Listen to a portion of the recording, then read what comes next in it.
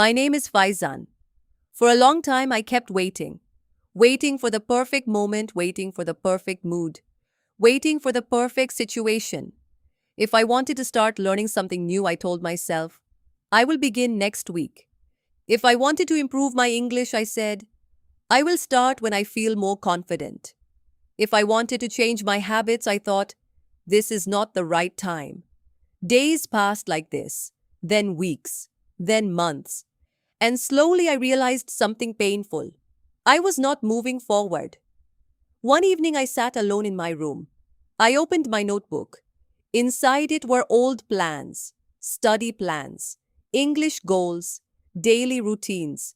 Most of them were unfinished. I looked at the pages quietly. Then I asked myself, how long will I keep waiting? The next day, I visited my grandfather. He was planting seeds in the garden. I watched him carefully.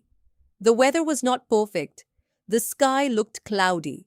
So I asked him, why are you planting today? What if the weather changes? He smiled and said, if I wait for perfect conditions, I may never plant anything. Then he added, life rewards action, not waiting. Those words stayed in my mind. That evening I thought deeply. Maybe there is no perfect time. Maybe people grow because they start imperfectly. The next morning I made a small decision. No more waiting. I opened my English book and studied for 15 minutes. Not for hours. Not perfectly. Just honestly. The next day I practiced speaking again. I made mistakes. But I continued. Days passed. Slowly my confidence returned. I realized something important.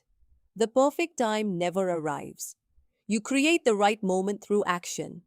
Now, whenever I feel like delaying something, I remind myself, start with what you have.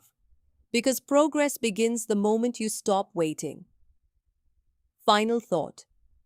Do not wait for perfect conditions. Start small. Start imperfectly. Start today.